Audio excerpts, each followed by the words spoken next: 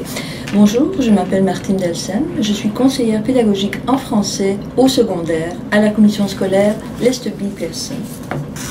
Je vais vous présenter un outil d'apprentissage qui a été conçu par une équipe d'enseignants de français langue seconde de la commission scolaire Lesteby Pearson. Il s'agit du portfolio écriture.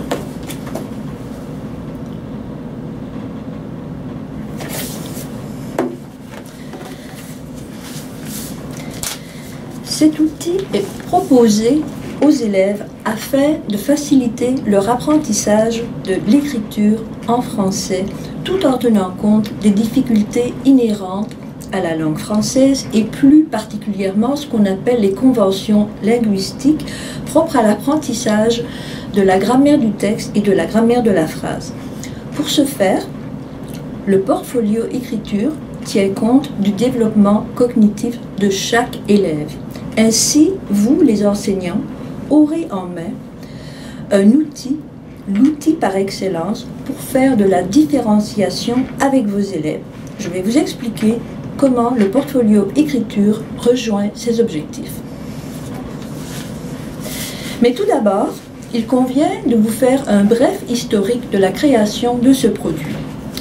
À l'origine, deux professeurs de l'UQAM, Clémence Préfontaine et Gilles Fortier, ont conçu ce même produit à l'intention des élèves francophones. Toutefois, pour que ce produit ait le moindre succès auprès de nos apprenants de langue seconde, des adaptations s'imposaient. Et c'est ce à quoi une équipe d'enseignants de notre commission scolaire s'est attelée au cours des dernières années, proposant ainsi, au fil des ans, une version améliorée à la lumière de l'utilisation qu'ils en faisaient avec leurs élèves, tant au niveau du premier cycle que du deuxième cycle. L'utilité et l'importance du portfolio résident dans le fait que chaque élève progresse en fonction du défi qu'il s'est donné ou que son enseignant lui a donné au terme d'un test diagnostique. Je vais vous montrer la section à l'intérieur du portfolio d'écriture qui concerne ce test diagnostique. La première page de ce test diagnostique propose un tableau avec le code de correction Préfontaine-Fortier. Donc vous voyez dans la colonne de gauche les catégories d'erreurs que l'élève est susceptible de faire dans ses productions écrites. Dans la colonne du milieu, on vous indique les endroits possibles où se produisent les erreurs, dans le texte ou dans la phrase. Et la troisième colonne vous indique comment codifier ces erreurs. Ainsi, nous avons dans la première partie l'accord, donc des fautes d'accord. Alors on peut faire des fautes d'accord dans le groupe du nom, vous voyez GN pour groupe du nom, dans le groupe du verbe GV, dans le groupe de l'adverbe GADV. Donc, la manière de codifier sera petit a pour accord, GN pour le groupe du nom, petit a GV pour une faute d'accord dans le groupe verbal et petit a GADV pour une faute d'accord dans le groupe de l'adverbe. Et ainsi de suite, la même chose pour la structure. Le code pour structure sera petit s et nous avons également donc GN pour le groupe du nom, GV pour le groupe du verbe, Gprep pour le groupe prépositionnel, mais nous avons également des fautes de structure par rapport à la phrase, ce sera petit s grand P, et comprises dans les fautes de structure, les fautes de ponctuation. Donc une mauvaise ponctuation comprendra un cercle à côté du SP et c'est plutôt une omission, une faute de ponctuation, donc une ponctuation inappropriée, ce sera un cercle barré. Il y a également donc des fautes d'orthographe d'usage codifiées avec un U, des fautes de lexique, donc choix du mauvais vocabulaire, codifiées à l'aide d'un L. Et j'ai oublié des fautes de cohérence, généralement des fautes de cohérence à l'intérieur du texte, donc petit c, grand T pour le code. Voici un exemple de texte codé d'un élève. Alors je vais vous lire une partie du texte et je vais commenter les types d'erreurs. Alors vous voyez qu'il y a à la droite du texte deux colonnes, une colonne pour la catégorie de l'erreur et une colonne pour comptabiliser le nombre d'erreurs relatifs à chaque catégorie. Alors je commence. Je pense c'est plus bon si la marijuana reste illégale. Je pense c'est plus bon tout de suite comme locuteur du français, je sais qu'il y a une faute de structure, je pense que le que manque, c'est une faute de structure de phrase. Je vais le codifier avec un petit s et un grand P. C'est plus bon, évidemment un francophone ne dira pas ça, il dira c'est mieux. Alors j'ai une faute de choix de mots, c'est donc un L pour lexique. Je n'ai jamais pris la marijuana et je vais jamais faire parce que je sais que des fois ça peut changer ton vie en une mauvaise façon. Alors je continue, je n'ai jamais pris l'accord du participe passé n'est pas fait, enfin il manque un S, donc c'est une faute d'accord dans le groupe verbal. Et je n'ai jamais pris, évidemment en français je vais dire de la marijuana, c'est également une faute de structure dans la phrase, il me manque un mot, donc je vais le codifier avec un SP. Et je vais jamais faire, alors c'est sûr qu'en français on a besoin d'une double négation, le ne manque, donc c'est de nouveau une faute de structure de la phrase.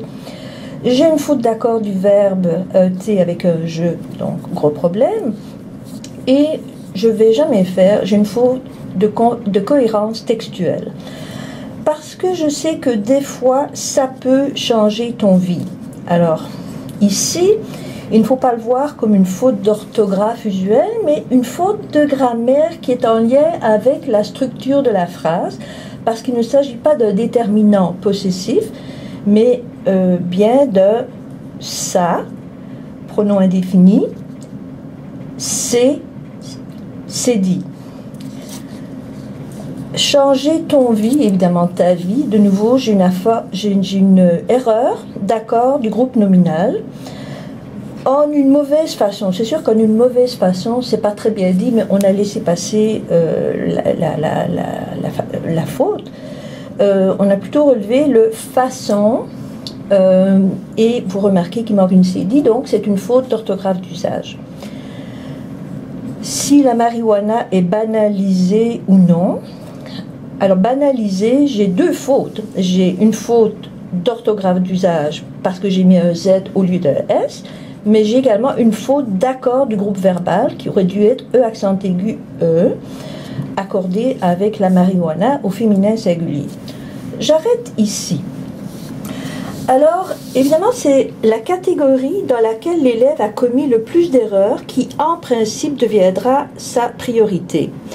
Alors, si j'additionne les fautes, j'en ai 19 sur 72 mots, et je remarque que la catégorie où je compte le plus de fautes est ici, structure de la phrase, donc j'en ai 7, j'ai 7 fautes.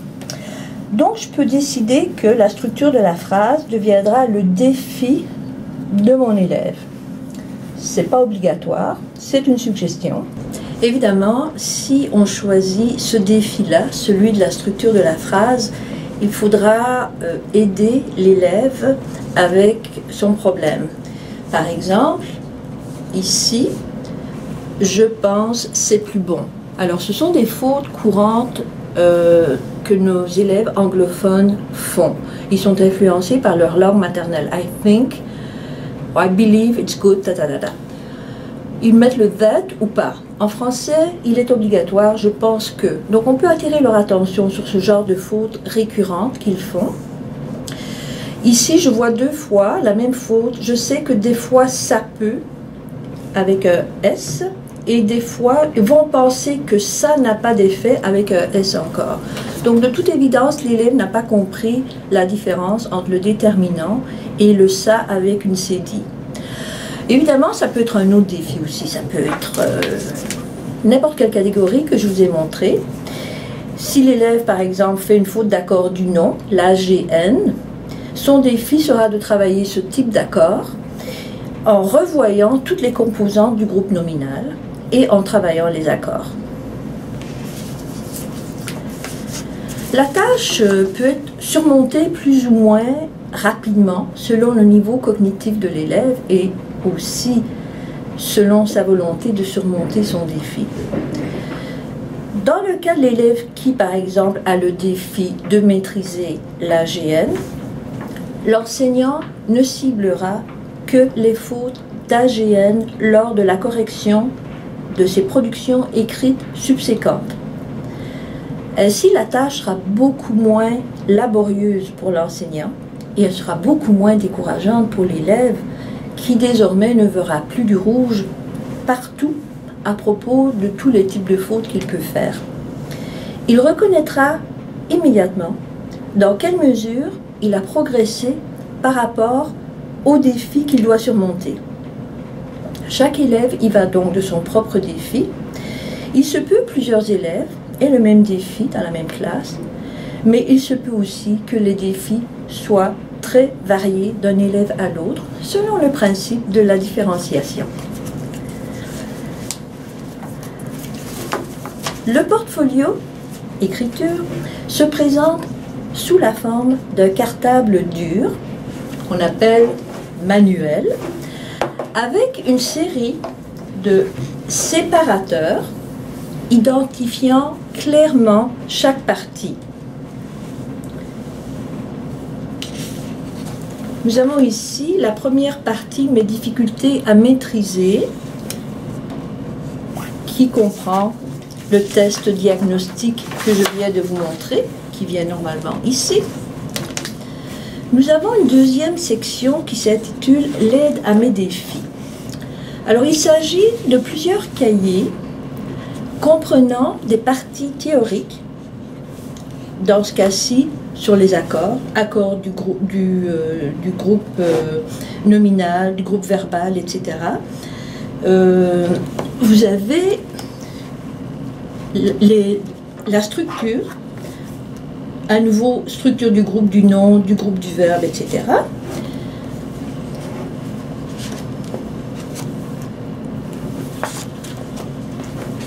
Vous avez un cahier sur la cohérence du texte, un autre sur l'orthographe d'usage et le lexique. Et à la fin, vous avez un cahier d'activité qui vous permet donc d'appliquer les règles qui vous sont proposées donc dans les cahiers théoriques. Cette section-ci est renouvelée à chaque année au fur et à mesure que le niveau cognitif de l'élève se développe. Ensuite, nous allons à la troisième section. La troisième section comprend des cahiers de préécriture et des cahiers de mise au propre. Alors, ces cahiers sont structurés de telle manière que l'élève puisse s'engager dans une démarche d'écriture étape par étape. Alors, on lui propose des directives précises quant à ce qu'il doit écrire, son intention d'écriture, qui est son destinataire. On lui propose de faire un remue-ménage. On lui propose de choisir des idées et de les développer minimalement. Ensuite, on lui propose un partage avec ses pairs. Et à la lumière de la rétroaction qu'il va recevoir, il pourra élaborer un plan d'écriture. Ici, il est prêt à s'engager donc dans une préécriture, dans le brouillon de sa production écrite. À la fin, qui est la deuxième étape majeure, il pourra à nouveau demander de la rétroaction de ses pairs et ce sera à la lumière de cette rétroaction qu'il pourra mettre son texte au propre, donc dans un cahier de mise au propre. Le cahier de mise au propre est relativement simple, donc c'est un cahier où il recopie en tenant compte des commentaires qu'il a reçus de la part de ses pairs et de son enseignant. Et à la fin, donc, on lui propose une auto-évaluation. Donc il doit, selon le principe de la métacognition, donc voir s'il a vraiment respecté les différentes étapes de sa démarche d'écriture. Nous avons un quatrième cahier, une quatrième section, qui s'appelle « Analyse de mes progrès en écriture ». Alors, il s'agit de faire un bilan sur l'ensemble des textes qui ont été produits au cours de l'année et de faire une analyse de la démarche d'écriture. À la lumière de ce bilan, l'élève pourra déterminer quel est son meilleur texte. Donc, les autres textes qui sont moins bons, il les mettra ici, dans la section numéro 5, mes textes, et son meilleur texte, il le mettra dans la section numéro 6. Nous avons finalement une dernière section qui s'intitule « Mes outils pour écrire ». Alors, il s'agit d'une section qui reste dans le cartable de façon permanente tout au long du secondaire. On s'attend effectivement à ce que l'élève garde son portfolio d'écriture cartable, dur, tout au long de sa scolarité du secondaire. Seules les parties où il écrit, c'est-à-dire cahier d'activité et cahier d'écriture, seront extraits à la fin de l'année pour être remplacés par de nouveaux cahiers l'année suivante qui se vendent séparément dans des séries sous papier cellophane. Alors nous avons une série de 4 cahiers. Nous avons donc un cahier d'activité, une série de 4 cahiers pré-écriture et une série de 4 cahiers de mise au point. Donc dans la dernière section, nous avons des sections, des rappels intéressants. Ici, les connaissances quant au type de texte, avec l'intention d'écriture qui lui correspond. Une autre section très intéressante concerne les erreurs récurrentes en français langue seconde chez nos apprenants anglophones. Alors, on sait que ceux-ci sont très influencés par leur langue maternelle et qu'ils utilisent fréquemment des anglicismes, des calques de l'anglais, des faux amis, etc. Donc, on a répertorié les fautes les plus fréquentes. Et elles sont intéressantes pour l'élève, elles sont intéressantes aussi pour l'enseignant, pour lui permettre à l'occasion de prévoir un enseignement très focalisé par rapport à ces types d'erreurs. Par exemple, en anglais, on dit « to wait for someone ». Et très souvent, les anglophones vont dire « attendre pour quelqu'un ». Alors évidemment, la préposition « pour », elle est de trop. To watch on TV, les élèves vont dire « regarder sur la télé ».